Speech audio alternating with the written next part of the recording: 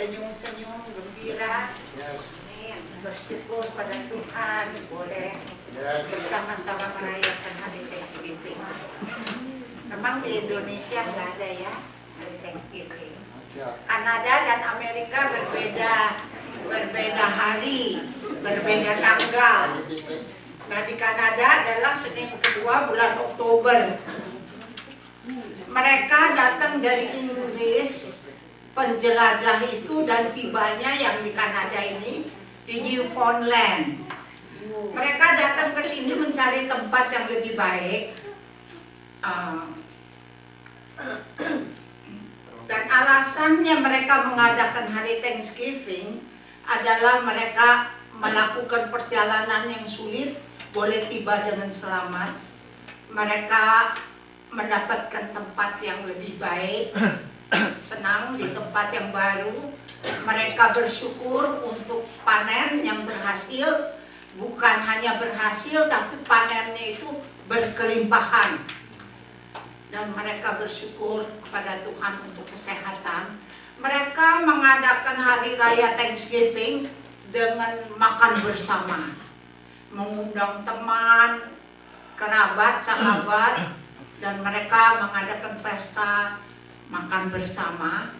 Dan mereka juga dengan mengadakan Thanksgiving ini mereka membagi berkat Tuhan kepada mereka, kepada orang-orang yang kurang berhasil mungkin di dalam bercocok tanamnya atau panennya. Mereka membagi. Seperti kita juga di sini kita lihat. Saya berterima kasih banyak saudara seiman yang membawa makanan kaleng dan sebagainya untuk orang-orang homeless. Jadi kalau hari ini ada saudara yang lupa atau belum mendapat kesempatan untuk membawa untuk orang homeless, 2 minggu berikutnya pada the next fellowship, jadi masih ada kesempatan dibawa. Jadi kita sama-sama bagi berkat-berkat Tuhan untuk orang-orang yang homeless.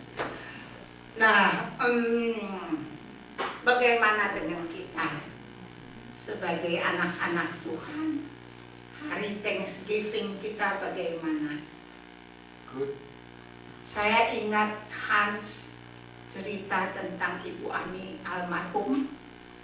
Bagaimana Ibu Ani ini bangun dari tempat tidur, bisa berdiri, dia memuji Tuhan. Ya, dia mengucap syukur bahwa dia bisa bangkit dari tempat tidur. Saya kira kita mempunyai alasan yang banyak sekali untuk menaikkan syukur dan pujian kita kepada Tuhan. Untuk setiap tarikan nafas, kalau saudara pikir kita free loh, bernafas ini kita nggak bayar. Nafasnya saya seger ya. Kita setiap menit itu nggak tahu tuh dokter yang tahu berapa tarikan nafas. Kita bersyukur untuk itu aja, kita sudah bisa mengucap syukur kepada Tuhan. 1 Tesalonika 5:18 atau berapa dia? Ya, 18.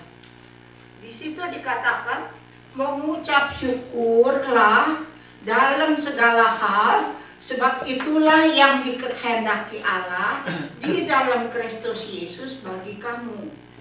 Di situ dikatakan dalam segala hal. Mengucap syukur dalam segala hal. Dalam keadaan apapun kita, Tuhan menghendaki kita mengucap syukur.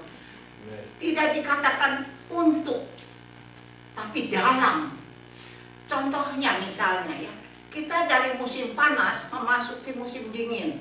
Itu seringkali banyak yang kena flu. Katakanlah kena flu kita. Dalam keadaan flu, kita dapat mengucap syukur pada Tuhan. Bukan untuk Tuhan terima kasih saya flu, bukan itu maksudnya.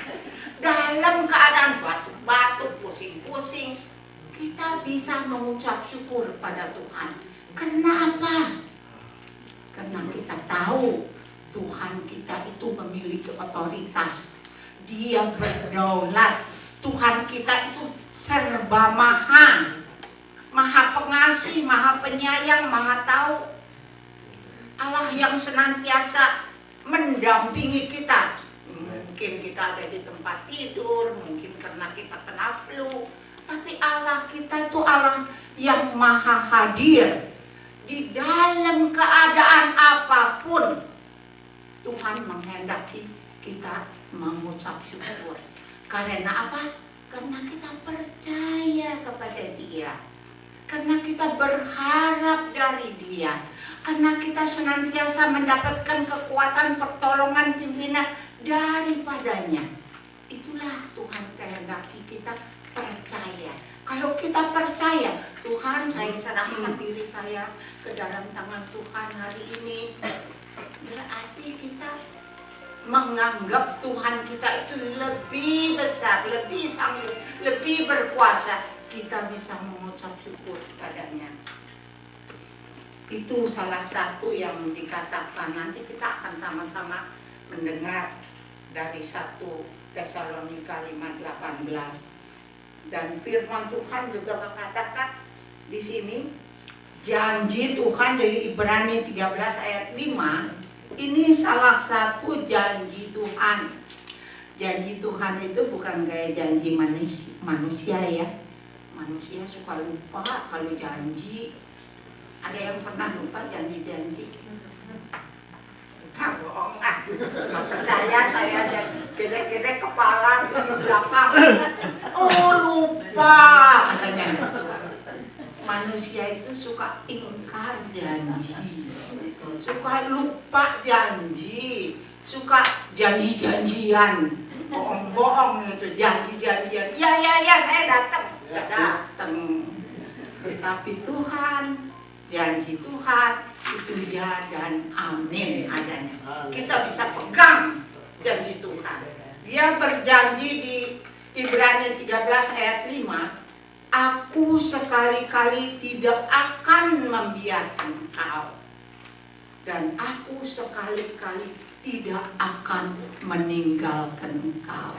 Kita bersyukur untuk janji Tuhan.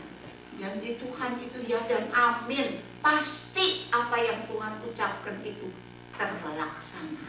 Kita berterima kasih kepada Tuhan.